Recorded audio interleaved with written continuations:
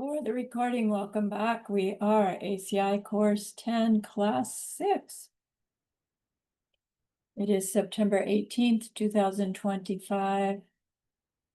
My friend Dreamay's birthday. Let's gather our minds here as we usually do. Please bring your attention to your breath until you hear from me again.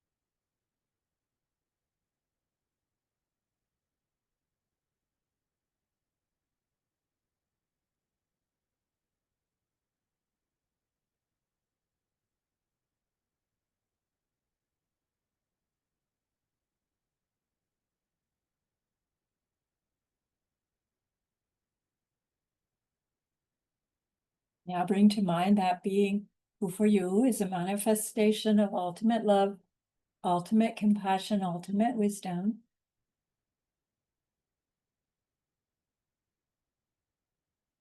And see them there with you, gazing at you with their unconditional love for you. Smiling at you with their holy great compassion.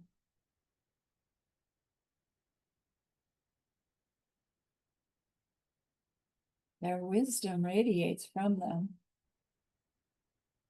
That beautiful golden glow encompassing you in its light.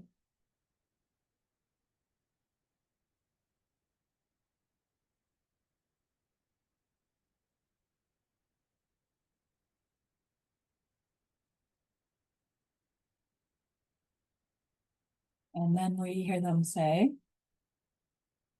bring to mind someone you know who's hurting in some way.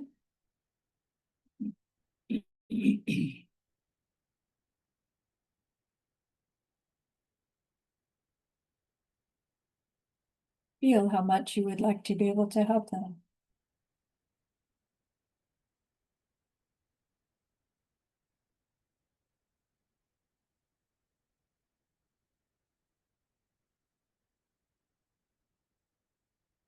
Recognize how the worldly ways we try fall short.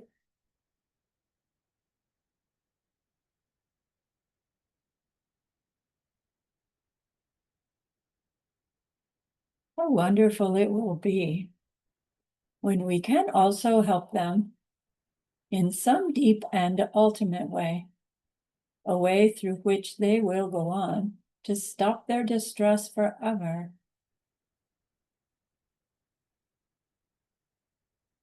Deep down, we know this is possible.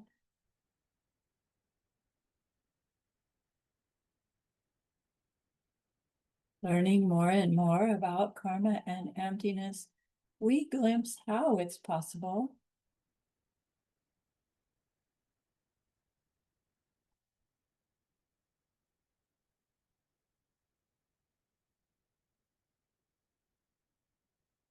And so I invite you to grow that wish into a longing.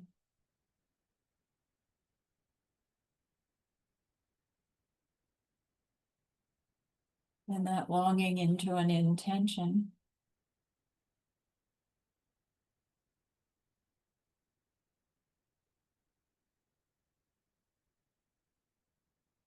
And with that intention, turn your mind back to your precious holy being.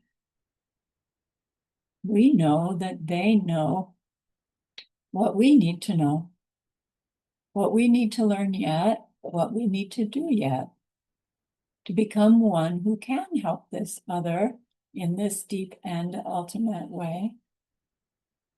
And so we ask them, please teach us that.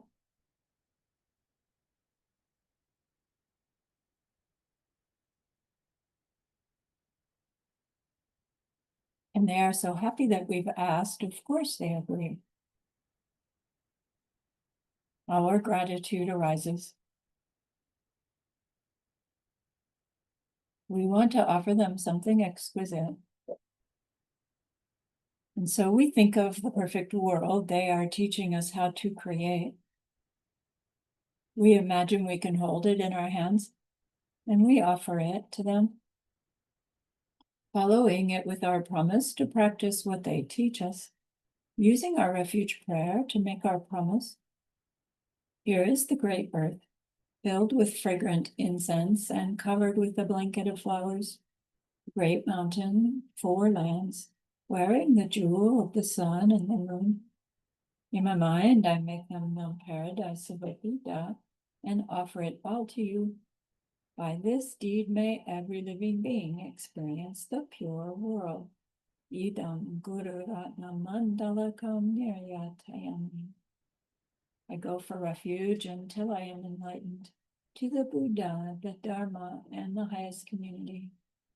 Through the merit that I do in sharing this class and the rest, may we reach Buddhahood for the sake of every living being. I go for refuge until I am enlightened to the Buddha, the Dharma, and the highest community. Through the merit that I do in sharing this class and the rest, may we reach Buddhahood for the sake of every living being. I go for refuge until I am enlightened to the Buddha, the Dharma, and the highest community. Through the merit that I do in sharing this class and the rest, may all beings totally awaken for the benefit of every single other.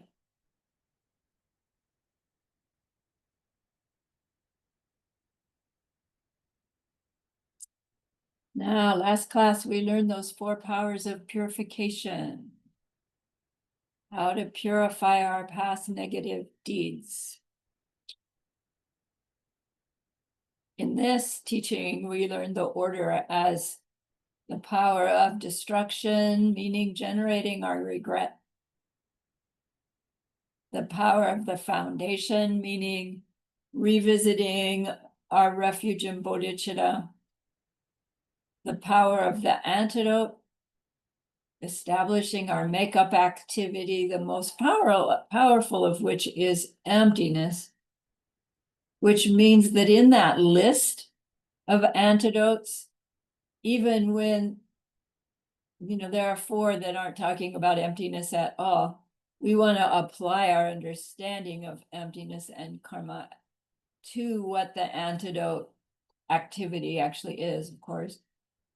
Then the last power, the power of restraint, which is avoiding doing it again. And we understand the specifics of that so that we really can achieve that one. The Master Shantideva says to actually purify is quite difficult because, he gives the Lord Buddha's analogy of the disease that we have. And because of this disease, it's really hard to not repeat the behavior that we're saying we're wanting to purify. And that sickness that we have, as we recall, is that we're poisoned, not just with one thing, 3 things. We have those 3 poisons, but of course the 3 poisons boil down to the one main poison. And if you can unpoison yourself with that one, the other will go away as well. So we have those 3 poisons of ignorantly liking things, ignorantly disliking things, and the ignorance itself, meaning the misunderstanding of the ultimate nature of things. The fact that they're not in them from them the way they look. It's like the tiniest little piece of that. So then we had that definition of ignorant liking. An independent thought whereby one wishes not to lose an impure object which appears to be attractive. To me, that's worded a little bit awkwardly where the impure goes, because it implies we know it's impure, but we want it anyway. And the poison is we don't know it's impure. We think the attractive thing is attractive and that it's going to give me the pleasure that attractive things give me.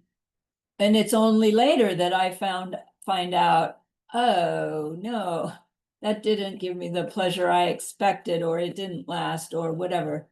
Before its impure nature, I wanted to say is revealed to me, but that's incorrect. Before I reveal it to myself, the fact that that attractive thing was not the source of my pleasure after all, right? My mistake.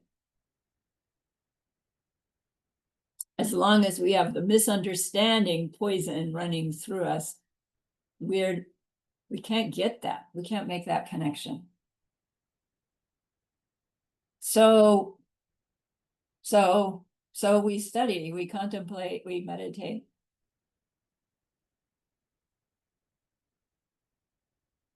And then once we have managed to reduce the negative deeds that are blocking the development of the wish, we use those 5 activities to gather the positive energy to develop the wish. Do you remember? The rejoicing in the goodness of all, requesting the holy beings to teach, requesting them to stay, dedicating our good deeds. And then that last one, the surrender, the tongsam, the mind of giving, giving ourself, giving of ourself, surrendering our wrong worldview, right? Giving up that ego in order to transform ourselves in our world. There's not a prayer for that. That's an attitude we're wanting to cultivate. And then your quiz, this was a long one. What was the opposite of rejoicing? Jealousy. Is that getting more clear? How jealousy is the opposite of rejoicing. It's like the opposite of our Bodhisattva pledge. I've pledged to bring everybody happiness. Then somebody gets a little happiness and I'm upset about it. Oh, whoops. Right. And then what are we wishing for when we make a dedication?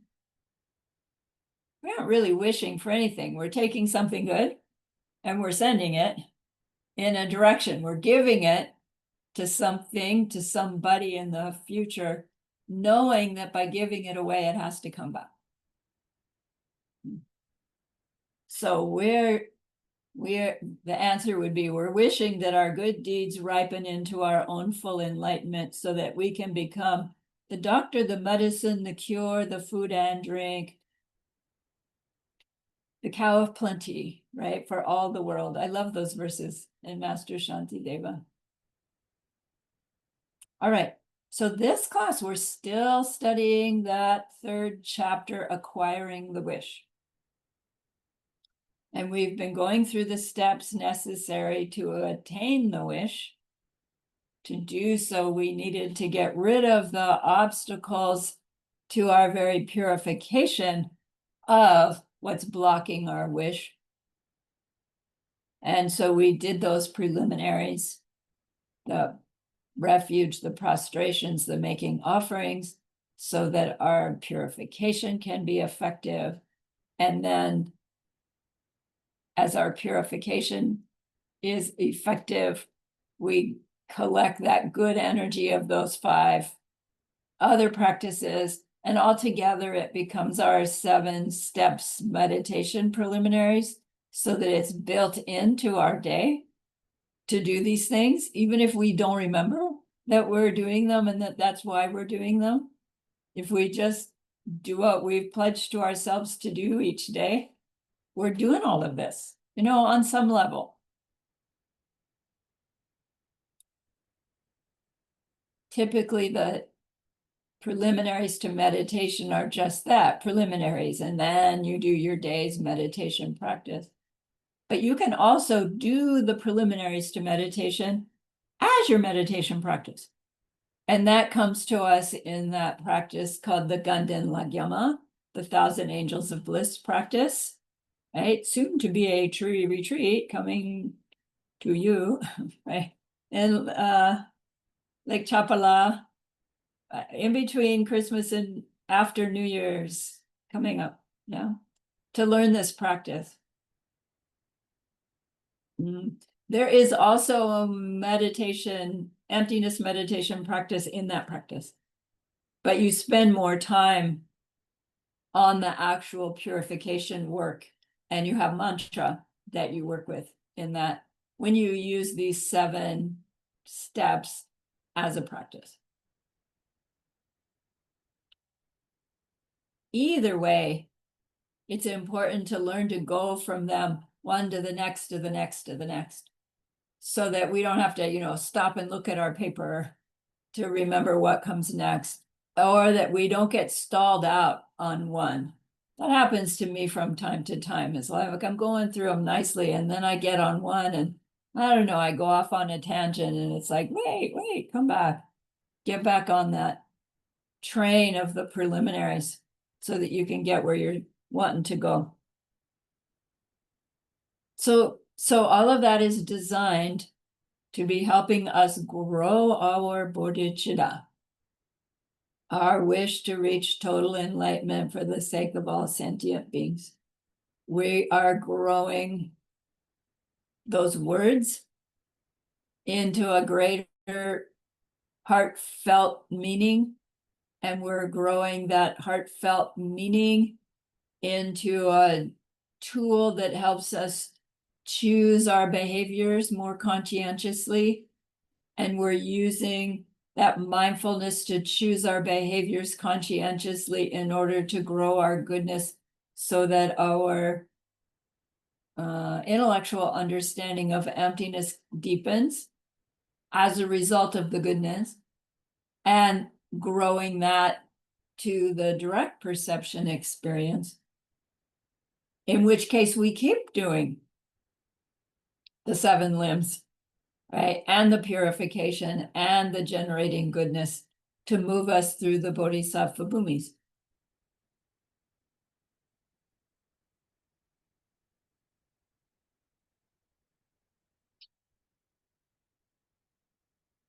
So at some point, our feelings about the bodhicitta wish, I want to reach total Buddhahood for the sake of all sentient beings, gets strong enough that we want to declare ourselves in some way. Like we want to just really stamp it into our mind that I want to be on this path. And we do that through a formal ceremony. And the lineage lamas are so kind. They understand that we have these obstacles from eons of selfishness, and that even when we have the extraordinary goodness to hear the words, I can become a Buddha for the sake of all sentient beings, and to be attracted to it, they know that that's a fragile little baby fleeting feeling that we could lose just as quickly as we got. And so they understand that we may not have sufficient goodness to actually hear that early on and take a commitment to living according to what we would need to do to actualize that wish. And so they say, well, let's do the ceremony in order to declare ourselves to keep wanting just the wish, right? It's a little bit funny. It's like the ceremony says, I'm going to be a Buddha. I'm going to get Buddhahood for the sake of all sentient beings. And to do so, I'm going to do these actual deeds. But the first time we take that ceremony, we're just taking it, declaring to take it as the vows later, to be able to just grow this wish into a more solid thing within us, right? We're vowing to get the wish. And then once we feel like we're really imbued with this wanting to reach Buddhahood for the sake of all sentient beings, then at some point we feel, okay, I really, really am ready to act in a way that shows I'm trying to override my human selfishness and take care of others before myself. And how am I going to do it? I'm going to do it by learning these particular vowed behaviors, what to avoid mostly. Some of those vows are vows to do, but mostly they're what to avoid. And I will study them, and I will even practice them, try them on for size before I have a vow to live like that, to see if I can really do it. Yeah, that's all part of the level of taking the ceremony to grow the wish. It's trying it on for size. And it's a little easier on our personalities to do it that way, because we can cut ourselves some slack and not get so upset when we fail, because we will fail, right? Our selfish habits are ingrained and they're hard to overcome, but not self-existent, right? Not in them, from them. So we can change them.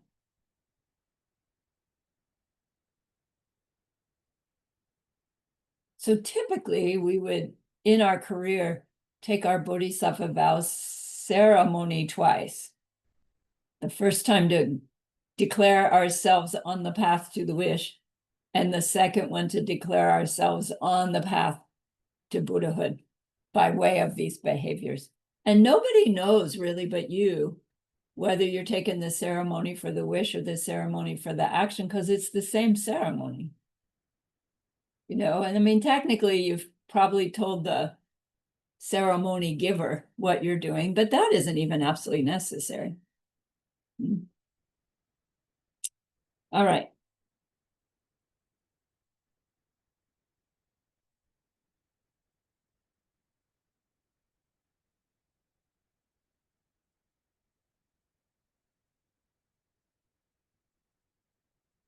So in the actual ceremony, as well as in our daily practices, leading us up to the inclination to take the ceremony, we have those 4 steps. We have the purifying obstacles,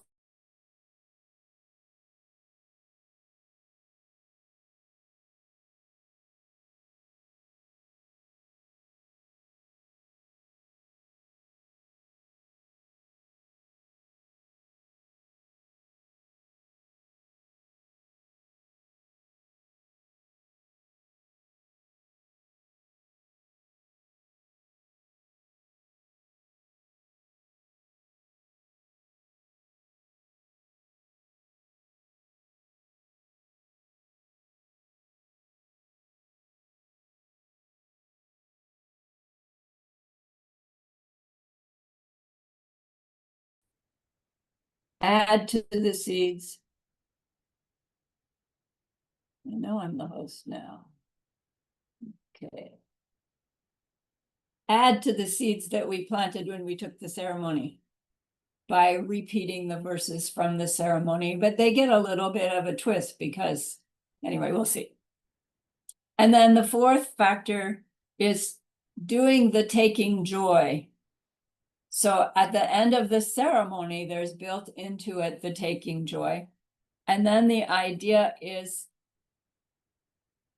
to recall that we took joy after the ceremony and recognize, oh my gosh, I really did take my ceremony for the wish, or I really did take my ceremony for the vows. and how extraordinary that is. And we tend to get familiar with that and forget that it's really rare for somebody to meet teachings about how to become a Buddha and then declare yourself to that path in a way that has you on that path for lifetimes, right? We take our Bodhisattva vows knowing that that's vowed behavior into our mind because we know our mind's going past this body. And that's partly why we do it, because we want that mind to be continued to be influenced in this positive way by our Bodhisattva behavior, even just our attempts at our Bodhisattva behavior. So our taking joy at the ceremony and then after the ceremony is this way of adding to the seeds of taking the ceremony that are so powerful, right? You take powerful seeds and you add to them, and what are you going to get? Like rocket takeoff. So this class is about the taking joy. It's called Gawa Gompa.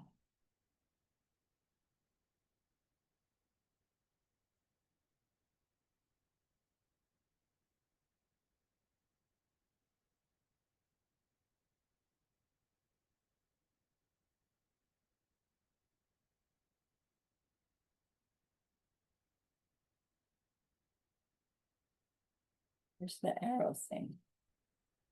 Oh, there it is. Come on, arrow. Mm-hmm.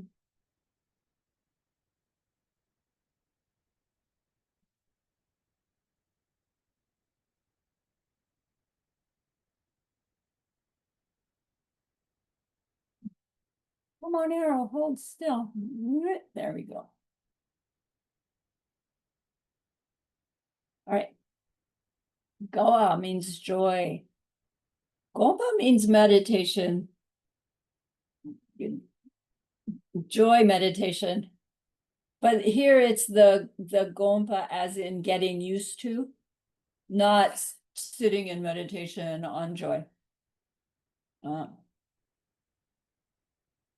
So at the end of the ceremony, the vow master talks you through your joy, taking joy. And then this class is about how they do that, and then how to use that subsequently to revisit that joy, to grow ourselves to where we're actually having it all the time, is the idea.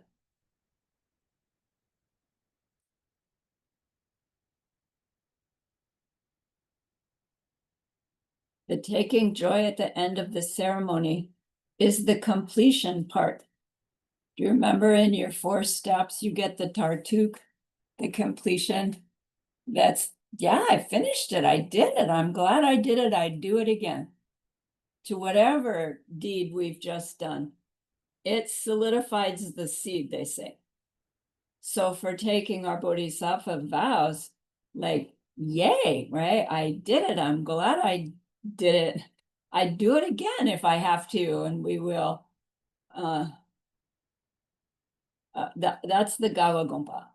And we'll talk about how that's done.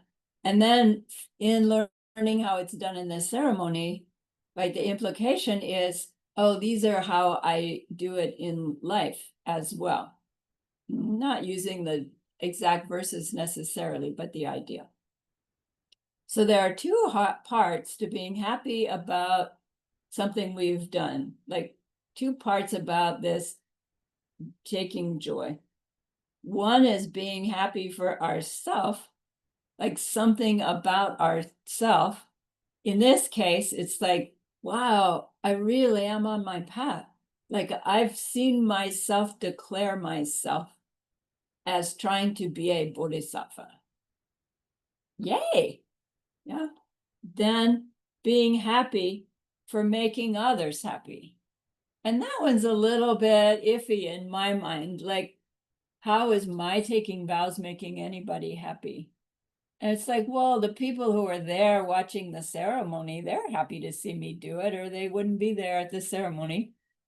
And, all the lineage lamas, they're happy that I'm doing it because they know what benefit's going to come.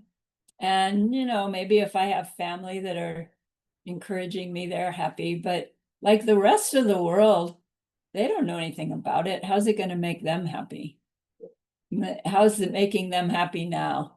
And it's something to contemplate, really, because it goes deeper than the words. We are using that ceremony to declare ourselves on the path to becoming a being who is the source of everybody's happiness. Even if it hasn't happened yet, we're pledging to step onto that conveyor belt. And like, come on, who does that? That's extraordinary. So be happy that it even occurred to you to try. Yay, Gawa.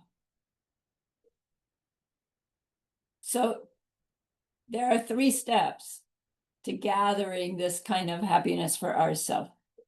I only have the Tibetan for one of the 3 steps, and that's this Seng Dupa.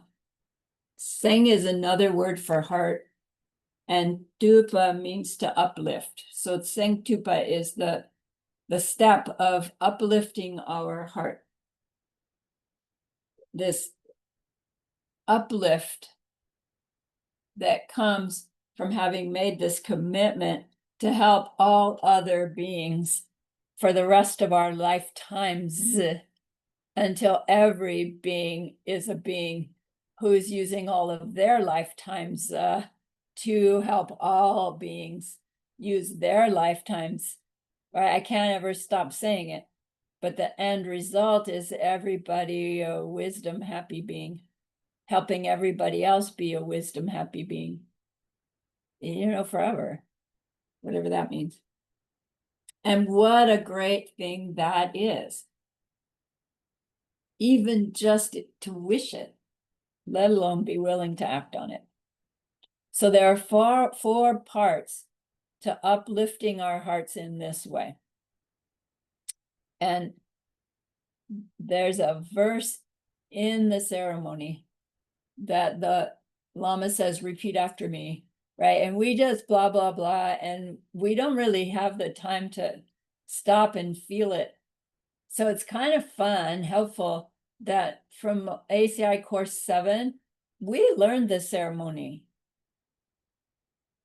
so that we could know, oh, this is the part, right? When I'm feeling happy about it, and we can know to turn that on while we're struggling to repeat the words after the Lama, right? We can know what we're trying to do. It's a little bit helpful. So I'm going to just read the Tibetan. I'm not going to go through it word for word as Geshe-la did because of the time. But I want you to hear it in the verse form, and then I'll give you the translation of it. So pardon my pronunciation, every Tibetan speaker in the world. Dangdu dakse drebu yu mi sipa lekparto daring sange riksuke sange sesu dakyurto, and then we'll do that 3 times in the ceremony. Right? So it's intentionally in meter so that it can go in that sing song, because then you can actually memorize it easier if you sing them, right? So what it means, what it says is, now my life has become truly fruitful. So this is right after you've gotten your finger snap. Now, from this moment, like now, my life has become truly fruitful. I have truly achieved a human rebirth. Today, I have been born into the family of the Buddhas. Now I have become a child of the Buddhas. This is the first part of the taking joy. When we get our vows, it's like, wow, this is what I was meant to do. Like that kind of sense. yeah, maybe we've gotten 6 different college degrees and had many wonderful careers or success as a performing artist. But now, this one, getting my Bodhisattva vows, tops it all. You like to feel that sense of importance of what we've just done. I have truly achieved a human rebirth. Humans have all 6 things needed to transform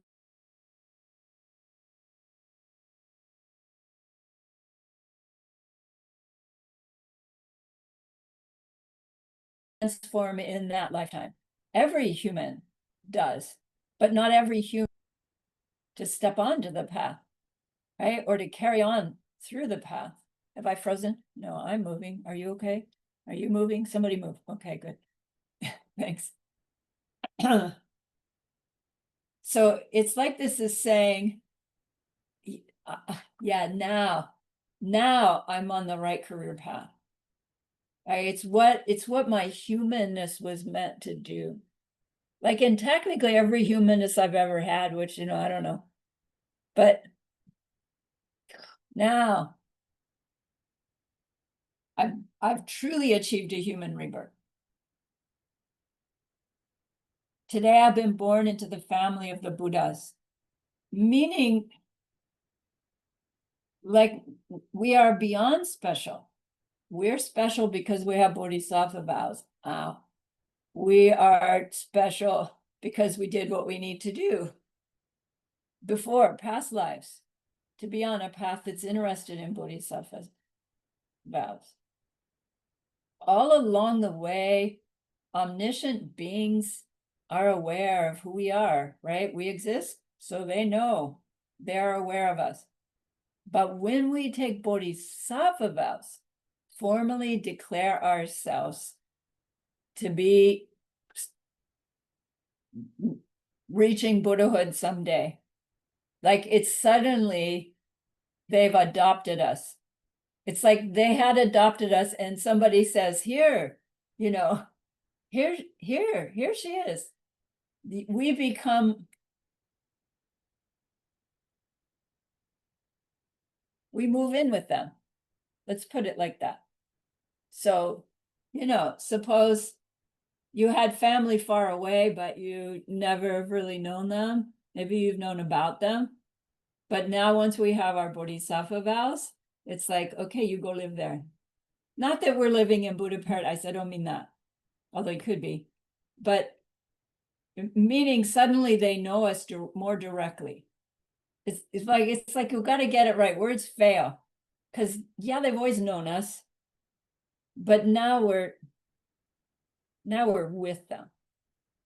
And they embrace us and they take us on and they're there to guide us. So our relationship with our holy being can take on this whole new level once we've declared our Bodhisattva vows.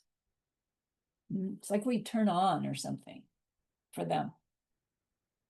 Now I've become a child of the Buddhas. We've always been a child of the Buddhas. But now we've declared ourselves, okay, I am really in your care.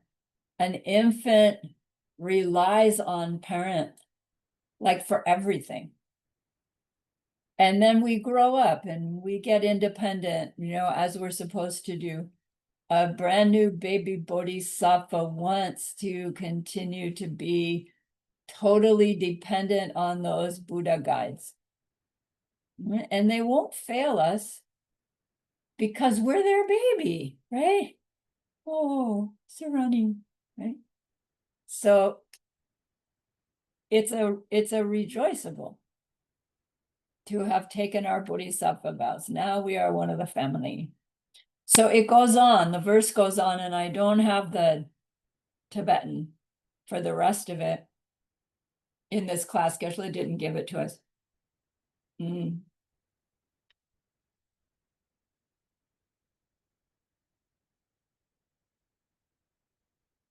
It goes, and now no matter what, I will undertake those things that fit the family I have found. I will never disgrace my pure and noble family. And, we're making this pledge to live according to the family's guidelines, the Bodhisattva vows. And we're reminding ourselves every day, technically 3 times a day and 3 times a night, right? That we're living by these vows. And we're pledging to not disgrace our family. And guess what? We are going to disgrace our family. We are going to make mistakes, and they're going to go, oh man, there she goes again. But we purify, right? We get back. They say, yes, of course, come back, we'll help you, right? They are never, ever going to reject us. We might reject ourselves, please don't. But we're making this daily pledge.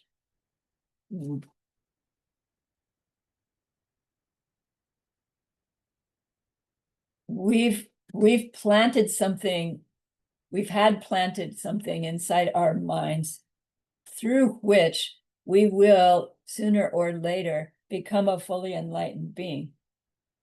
And as a fully enlightened being, we then have the capacity to truly help those others in that deep and ultimate way. We grew ourselves into that by wanting it to begin with, and then applying what we needed to do to clear out the obstacles to knowing ourselves in that way, and gathering the goodness that when it ripens as perceiving ourselves in that way. Along the way, we're doing everything we can, worldly and spiritually, to help others. But technically, we can't just bop them on the head, even as Buddhas, and make them change their karma. All we can do is share with them what worked for us. And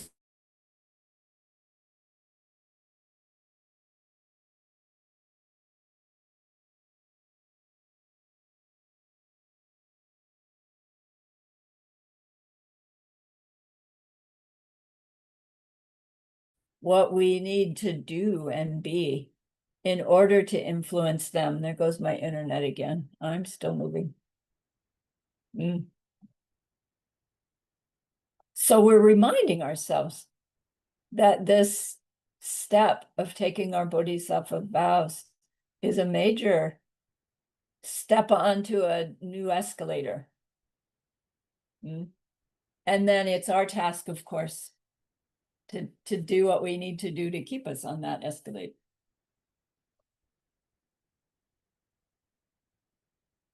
So in the second part of that verse, I will never disgrace my pure and noble family.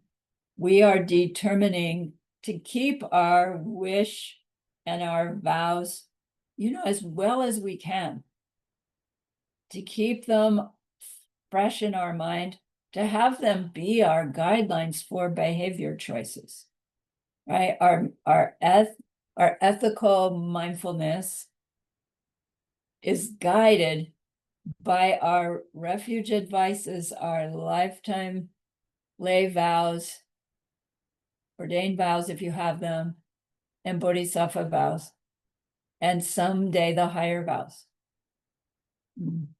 All of them designed at helping us avoid the 10 non-virtues and grow the 10 virtues. Right.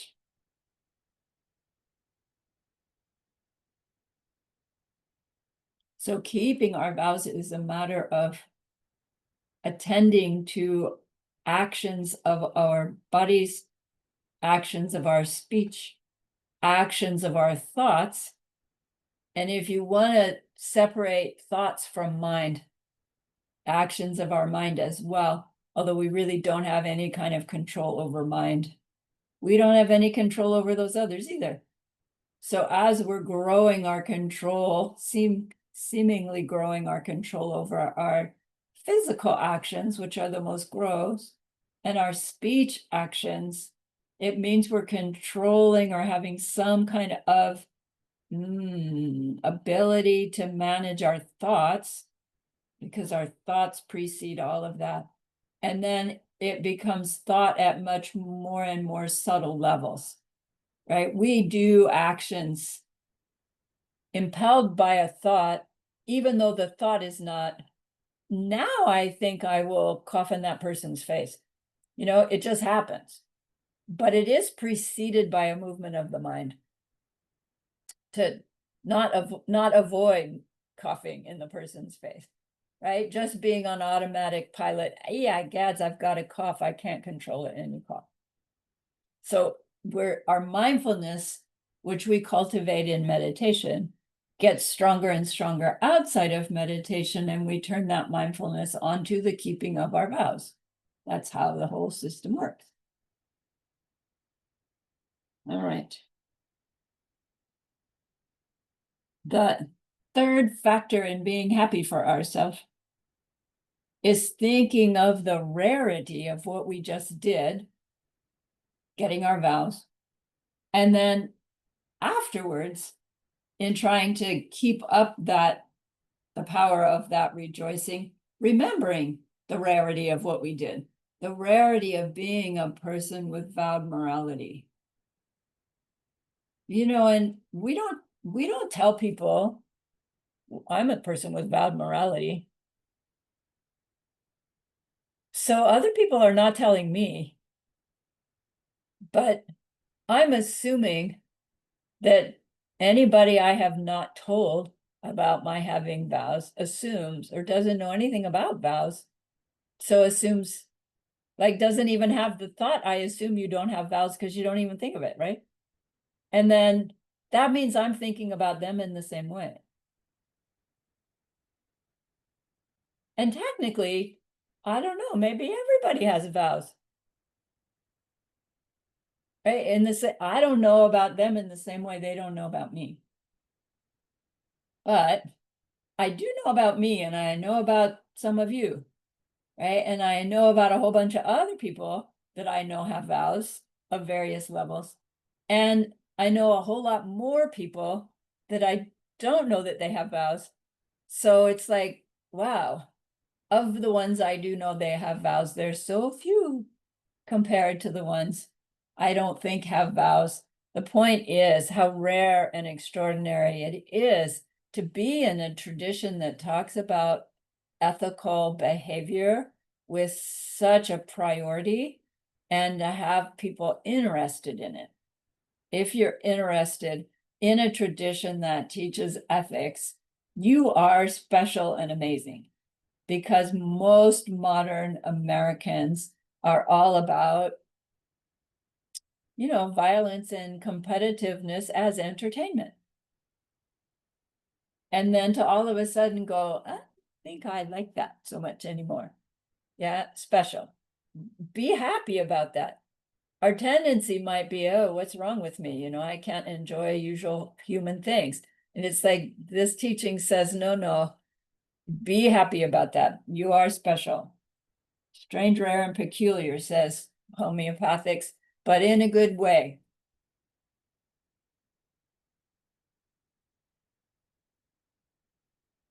We've collected extraordinary goodness to be a person with these commitments, or even just interested in the commitments. So, right, pat yourself on the back. Put it on your rejoiceables list.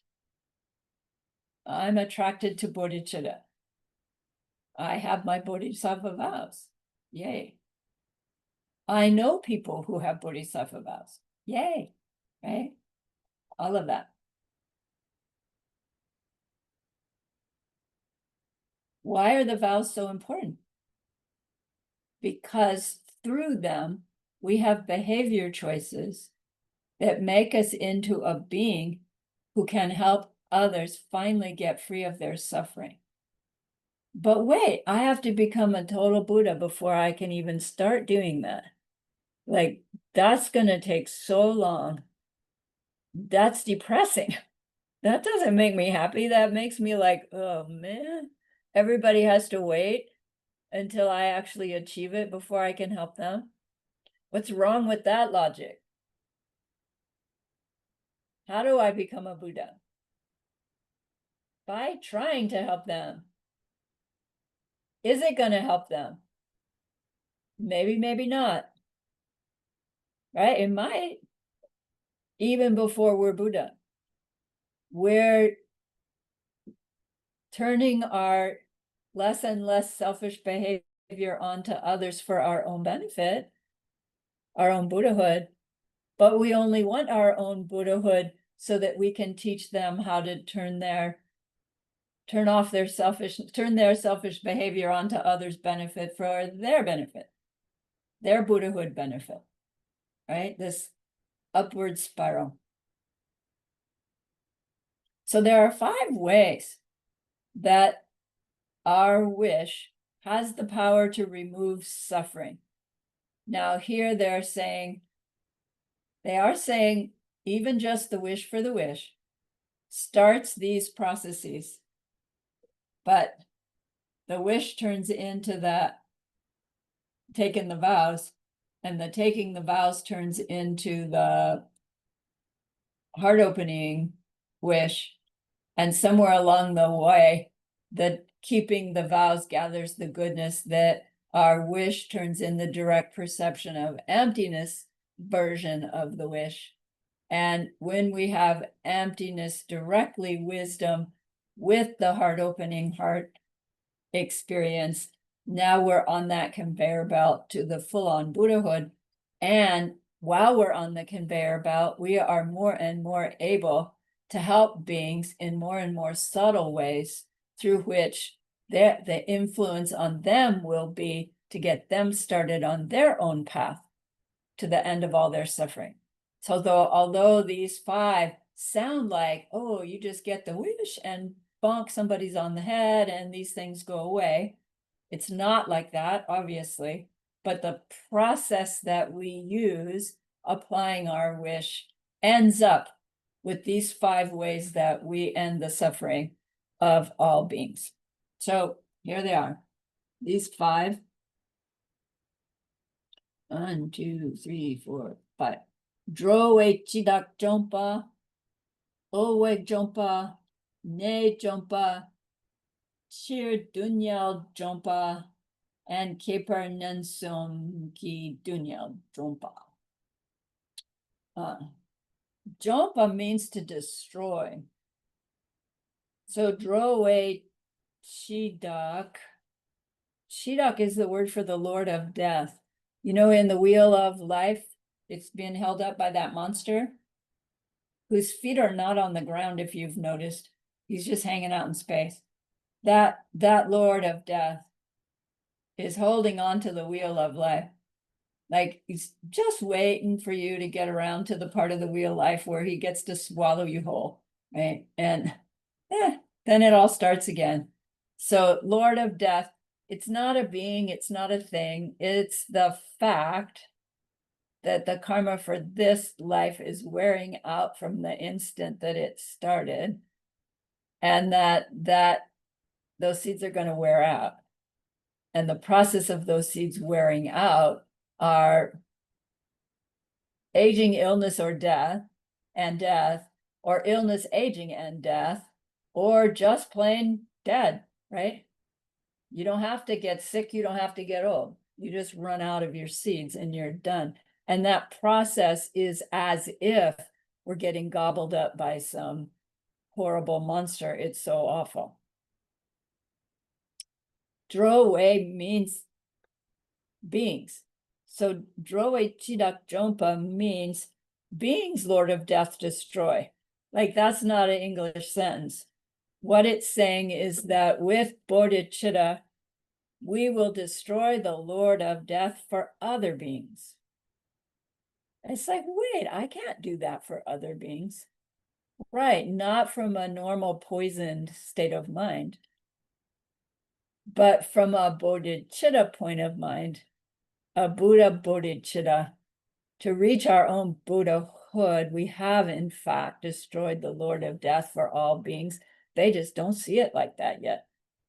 but we know what we had to do to destroy our own. So we know how to teach them to do it themselves, but they still need to do it. But our emanations stay, however that being needs until they get it. So you could say, my bodhicitta destroys their death because I use it to help them until they reach Buddhahood, and then they have destroyed their death, their Lord of Death.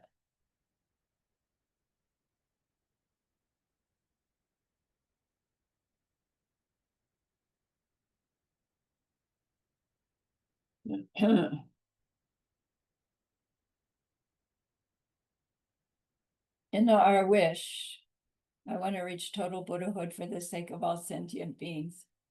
We want to recall that within that wish is all three of the wisdom of ultimate reality and the marriage of appearing reality, which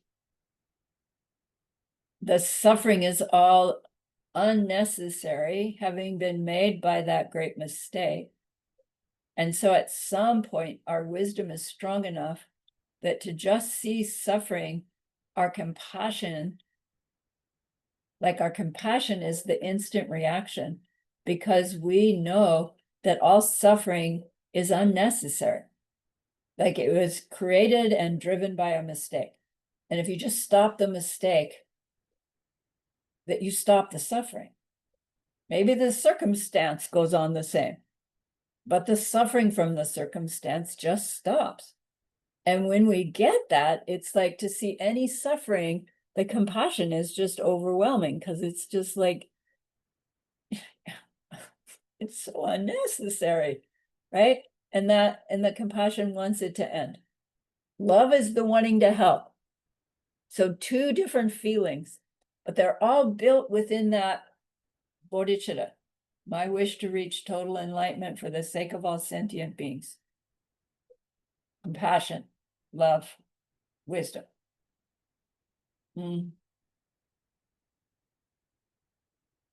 Second one, uwa jomba. Uwa is poverty. So with bodhicitta, we destroy material and spiritual poverty of others. Again, wait, there's more than one fully enlightened being, more than one Buddha, and there's still poverty in my world. So how does Buddhahood destroy poverty? You know the punchline, right? All five of these, we need to apply the same thing. Do Buddhas not see poverty? Yeah, you can say, yeah, they see all beings as free from poverty. They're seeds. And because of omniscience, they perceive that being perceiving themselves. And their poverty maybe is, beyond tolerable. And Buddha's compassion, right? They still have compassion, shows up as emanation. Not because Buddha sits there and goes, oh, I need to send a emanation to that being. That's what Buddha compassion is. Anything that being needs. Is the being gonna see Buddha show up in front of them? I hope so, but maybe not. Does the Buddha, I wanted to say, does the Buddha care? Like, yes, of course they care, but does the Buddha get upset because the person their compassion is showing up to can't see them as helping them? No, their compassion just gets stronger and stronger as the person struggles against whatever's going on, not realizing that what's going on is the Buddha helping them, because it's not in their awareness yet. So by wishing to become a Buddha, in that wish is this, well, when I am the Buddha, I'm going to be the end of all their poverty too. Ne jompa, Ne is the word for illness. We use ne later for other more important things, but here it's illness. The destroy illness. Illnesses are caused by mental afflictions. And so in the same way, our bodhicitta destroys the illness and the mental afflictions that are the cause of them, no, in all beings. Fourth one, Chir Dunyal Jompa. Our bodhicitta destroys every kind of suffering for all the realms of samsara. And the fifth one, Kepar Ninsam Ki Dunyal Jompa. Our bodhicitta especially destroys the suffering of the three lower realms. Hell realms, hungry ghosts, animal realms. Of the three, animals are the only ones that we can experience directly, but we can logically deduce the existence of the others and only imagine what their suffering is like. And our Buddhahood will destroy those lower realms as well. So, like, make this one of those teachings that you come back to and chew on from time to time. It's like, okay, I hear the words, I know Buddhists take care of everything for everybody. But when we really try to pin it down, what's that going to be like? How long is it going to take? You know, how are they going to help my mother, you know, who's got cancer now? How does my bodhicitta help her now? If I can't really help her till I'm a Buddha, and by then, you know, who knows who or what she'll be. Like, and how much suffering has she gone through while I'm horsing around becoming a Buddha? It's like, wait, how does this really work? How is it that understanding these five are supposed to make me go, wow, I am on the cusp of doing this? Because we are. They assure us that we are. When humanly speaking, it sounds like, no, it's so far away. Like, work out that conundrum sometime. All right, let's take our break.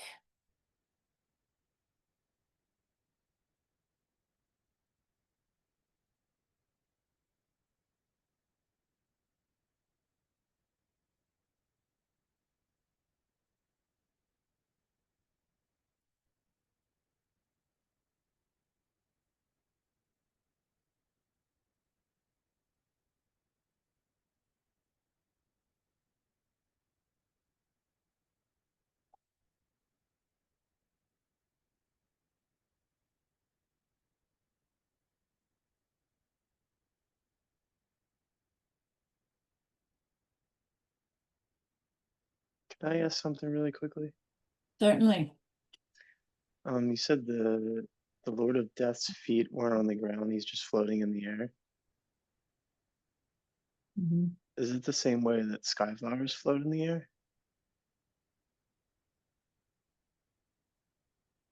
Meaning they are non-existing things, Yeah, that they don't grow from anything. They're just like a mental construct.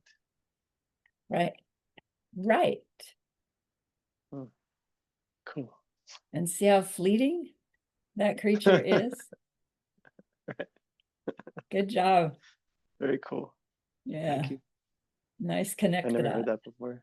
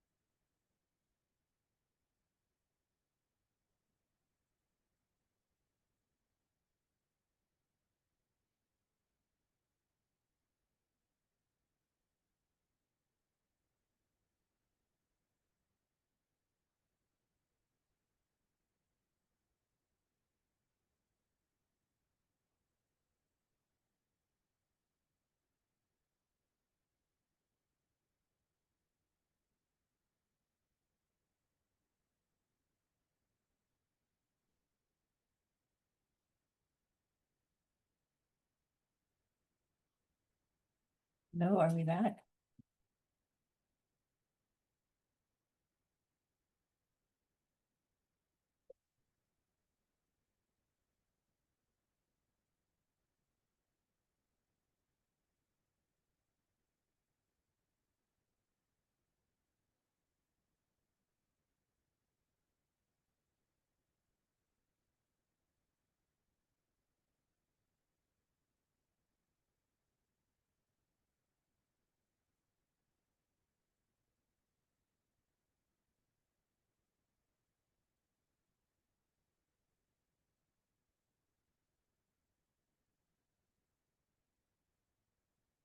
So Geshe-la repeats, taking a ceremony where we pledge to get the wish to become a Buddha for the sake of all sentient beings does not in and of itself end all these sufferings. It starts us on the process of transforming ourselves. And through that process of transforming ourselves, we are transforming all of that suffering. And so with that pledge, we train ourselves in the deeds necessary to get what can be called real bodhicitta. But you know what I mean by that. The direct perception and the heart opening experience. And then apply that wisdom that now colors our mind constantly to those same deeds that we are doing for our Bodhisattva vows that are now actually causes for our own Buddhahood. And through the choosing those deeds, we are affecting others by way of our behaviors towards them,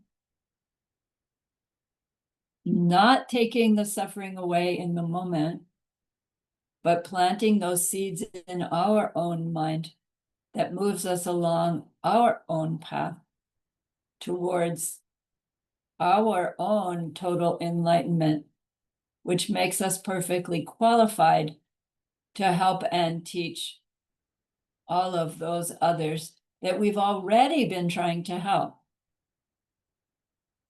How to teach them how to stop their own suffering.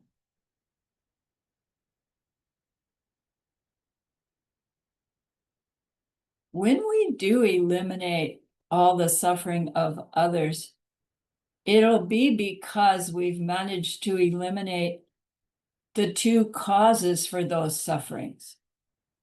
So technically, all these other 5 sufferings that our bodhicitta will end, the way it ends it is by eliminating these 2 causes. And those 2 causes, we've heard of them already, the nyundrips and the shedrips. Nyundrip, drip means obstacles. So nyundrip, nyun is the word for mental afflictions. And so the term mental affliction obstacles sounds like obstacles to our mental afflictions. And of course, that isn't what we want to eliminate. I would love to have obstacles to my mental afflictions because then they couldn't come up, right? Block those suckers.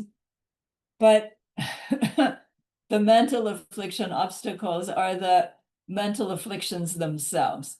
Right? Those mental afflictions are clearly obstacles to my wish, to my wisdom. What mental affliction? You know, all 84,000 of them, but we know those 84,000 come out of the mouth of the pig. And out of the mouth of the pig, the misunderstanding, where pleasure comes from and displeasure comes from, comes thinking the pleasure comes from that other, and thinking the displeasure comes from that other. And why do I think that? Because I think that other has those good qualities in it or those bad qualities in it. And why do I think that? Because of that dumb pig, right? So that having each of those biting the tail of the other still is valid, although the out of the mouth of the pig is more accurate.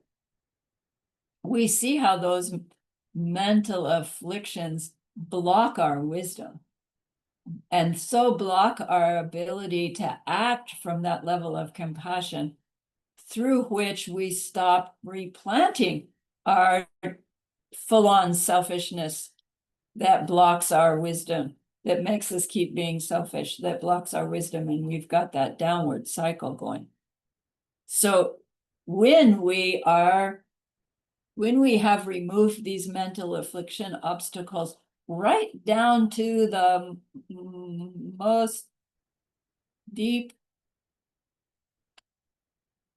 drop of the poison, which is the belief that the things have their identities and qualities in them, when that obstacle is gone, what we have is a state of mind of nirvana. What they mean by the nirvana, the total, complete end of all mental afflictions due to, what was that term? The individual analysis, right? What we saw when we saw emptiness directly and how we use that to end our mental afflictions. So nirvana is not really a state we need to cultivate. It's a state we need to remove stuff, remove obstacles, and then it will be our state. It doesn't mean that we are already nirvana-sized. It doesn't mean that nirvana is some kind of independently existing thing or place. It's not self-existent. But you remove the obstacles to not experiencing it, and then you experience it. You don't have to also put something in, is the point, to reach nirvana. So it's like at nirvana, you are no longer even perceiving objects as in them, from them, coming at us. We must be perceiving them somehow directly as coming out of our seeds. I haven't heard it described like that. Silver seed, silver seed, silver seed, silver seed. I don't understand that nirvana is like that. But our experience of things is from me, right? My seeds ripening, my past karma, however the words you'll use, I don't know. Simply by removing all mental afflictions. But the only way to remove all mental afflictions is to know from direct experience that perceiving things as in them, from them, is mistaken. Even though when we see it that way, we do still see it that way, we don't believe it. From that point on, we are no longer feeding the ignorance. The way we are when every time we perceive something as self-existent, we do believe it. Which our understanding, our growing intellectual understanding is decreasing the power with which we replant our ignorance. We are already chipping away at our ignorance. But once we have direct perception of emptiness and come out, as we know, things go back to appearing in the same old way. But now we know from direct experience that we're mistaken. Right? Once you get on the bike, you know what it's like to ride the bike. You know it's not belief, it's no right, even if you never ride the bike again. So same.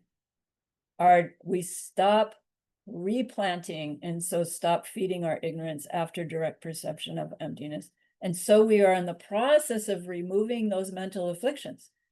Because even if we do get angry, it's an anger that we're aware of as coming out of our seeds. We're not perceiving it that way, but we know that it's that way. So it's not replanting itself with ignorance. It's replanting itself, but not in the same old way. So that's why they say after direct perception of emptiness, we are on the conveyor belt and nothing can really kick you off because you can't make a seed with full-on ignorance anymore. Like the pig is withering after our direct perception of emptiness. So clearing away our mental affliction obstacles is one piece of what the causes that really need to be stopped in order to stop the Lord of Death for others, stop all poverty, stop all sickness. What was the other one? Stop general suffering and stop the lower rebirths. The second one is Shedra. These are the obstacles to knowledge. She is short for Sherab. Sherab means knowledge. Here meaning total knowledge, meaning omniscience. So typically when we use the word Sherab, we're not using it as the word for omniscience. I don't off the top of my head know what the word for omniscience is, to be honest with you. Anybody know that? I know when I see it, I go, oh yeah, I did know that, but I don't have it like in there. But Shedra Pir, the obstacles to our wisdom is meaning the obstacles to our omniscience. Omniscience being that perceiving our mind perceiving ultimate reality and deceptive reality simultaneously.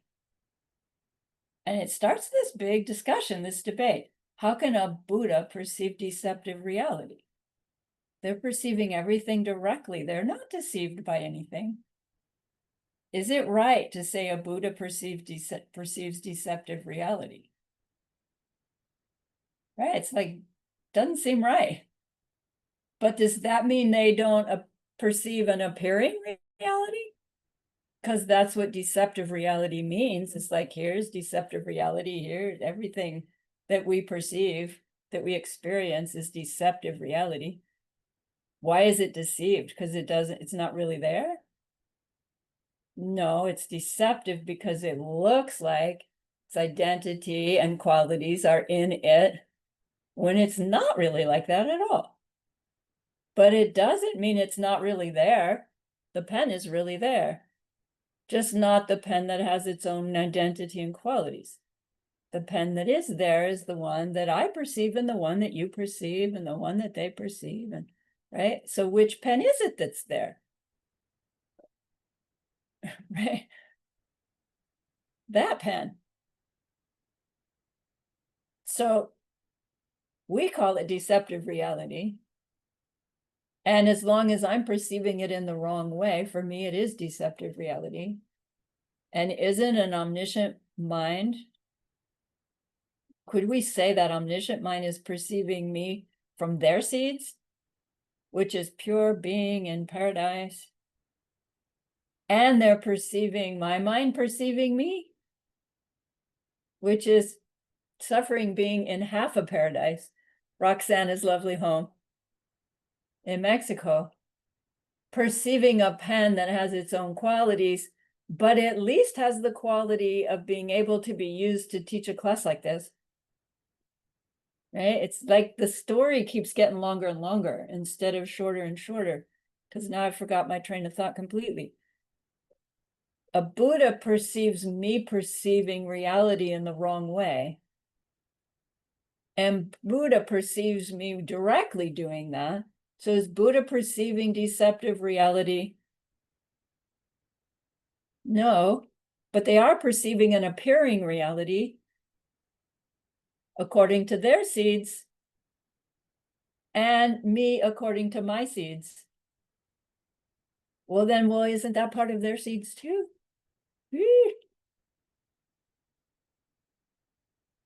So how is that useful?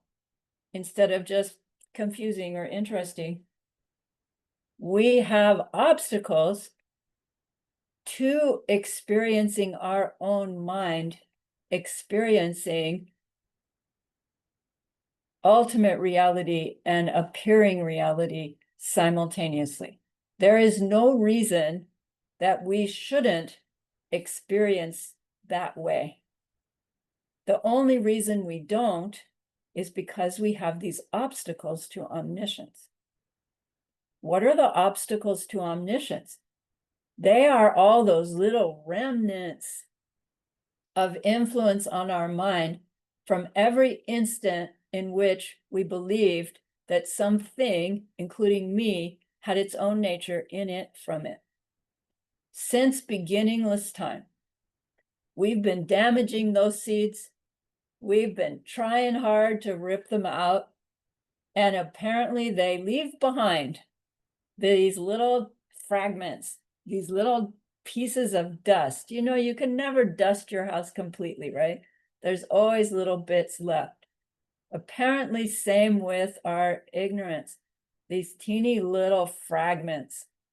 And in those last stages from Bodhisattva Bhumi 8, when we are no longer perceiving things in the wrong way, and the end of Bodhisattva Bhumi 10, in which we are now perceiving ourselves as totally enlightened being, there's stuff we need to do to clear out these obstacles to omniscience.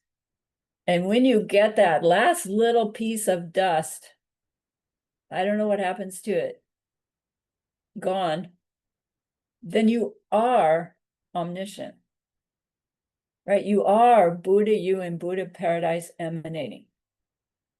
There's some little piece of dust in there that's keeping you from experiencing yourself that way. Like, to hear it said that way, it's like, whoa, maybe we're closer than we thought, you know?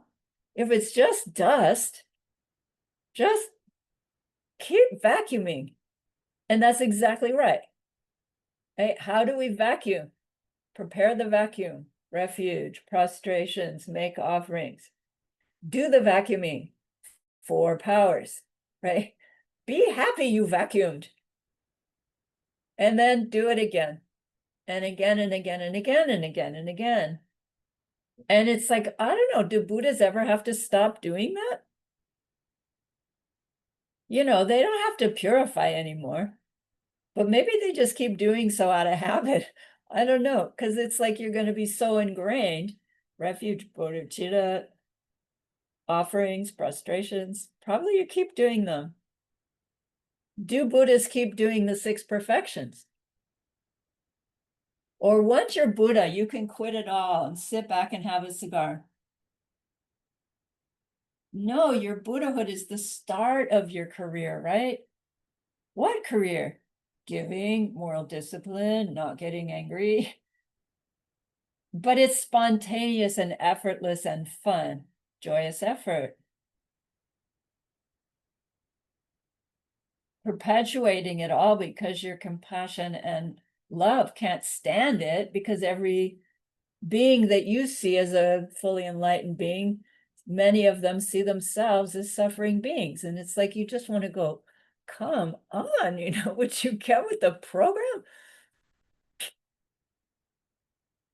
So clear out our mental affliction obstacles, clear out our obstacles to omniscience, and there we are. And to understand that big picture enough to commit ourselves to trying, which is what our Bodhisattva vow ceremony does. Like, wow, you are wow, truly. And that's the taking joy. It's like, oh, maybe I am a little more special than I thought. And it's like, no, I've always thought I was special. And society says, no, that's arrogant. You're not allowed to think yourself as special, right? You're going to get in trouble being special. And that's true, right? We aren't special in that way. We're special in this special way that's even more special than the way we thought we were special. So, you know, drop that one and put on this one, which Bodhisattvas do their deeds. Oh, I forget the phrase. Like in the arena of their own mind. Like Master Shantideva, right? Mr. Three Tots. Everybody was upset because he didn't take his turn sweeping the floor. Because he's meditating and writing these 3 books about how to become Buddha. It's like, I don't know, he probably could have done both, but he's this master. And you don't see it until he starts levitating, from saying his book, reciting his book. In that same way, we don't walk around going, I'm a Bodhisattva. We do it. We live it. And you find people like you, right? Because you're radiating this positive energy and it attracts people. And until they ask you, like, what in the world are you doing? Who are you? What do you do? Okay, you really want to know? And then have you done that? Have you had the opportunity for somebody to actually ask you, and then you start to explain it and their eyes glaze over and you start talking about the weather instead? Because, it was like they had this little doorway and then, whoops, didn't last. I've had that.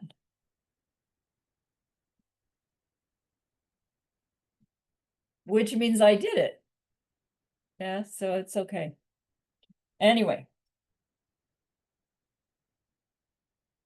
So we're taking joy for having made this pledge to generate our ultimate compassion that comes from ultimate wisdom. And it involves learning about where sickness and death and lower realms and what else did I say? Suffering in general comes from. And then setting about to demonstrate how to do the opposite, right? How to live in a way that doesn't perpetuate that distress.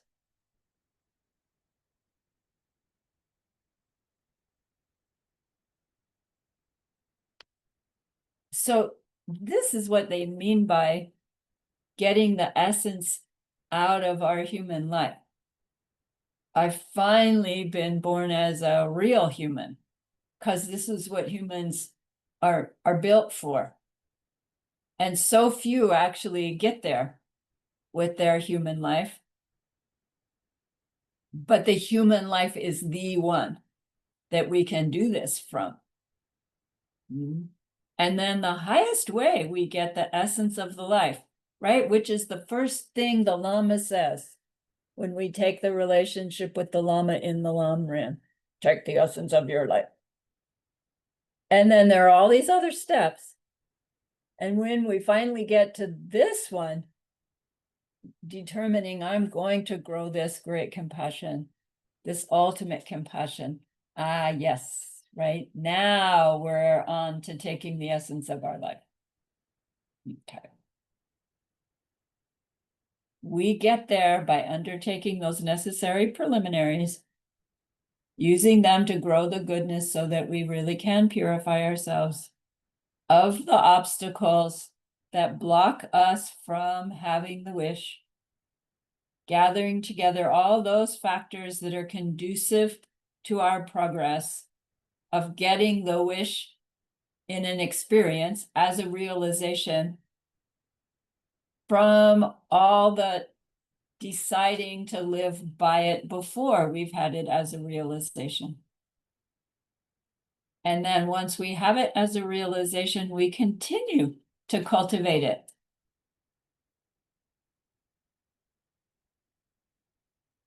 Reaching our total enlightenment for the benefit of all others, no matter how long it seems to take, right? The willingness to help, the willingness to stay on the path. Okay.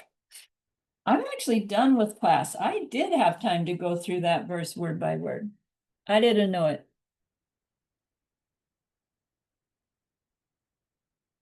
But that's okay. I need minutes in the bank because I used them all up. But I am happy to stay if there are questions or comments.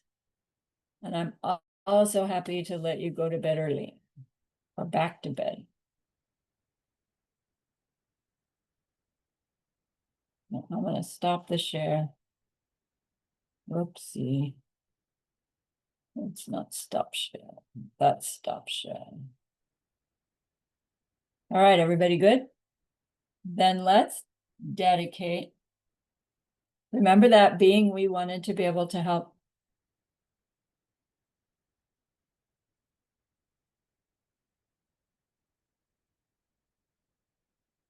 We have actually set that motion, that into motion by being here in this class. And that's a great, great goodness. So please be happy with yourself.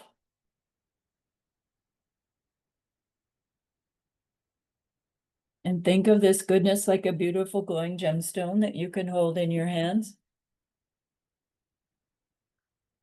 Recall.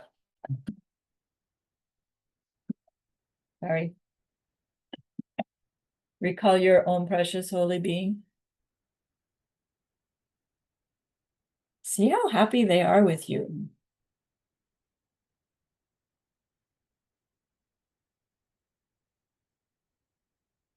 Feel your gratitude to them, your reliance upon them.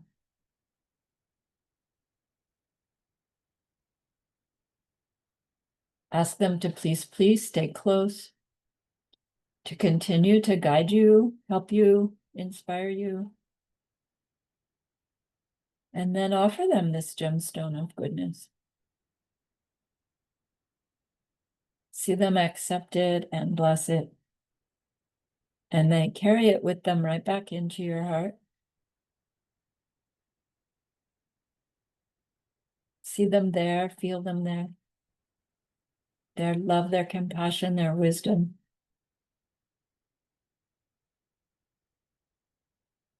It feels so good, we want to keep it forever. And so we know to share it.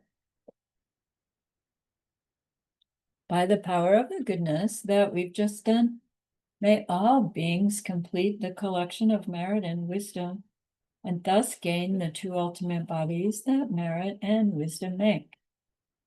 So use those 3 long exhales to share this goodness with that one person. To share it with everyone you love. To share it with every existing being everywhere. See them all filled with happiness, filled with loving kindness.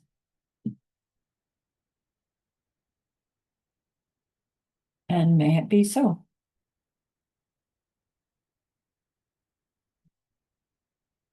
Okay.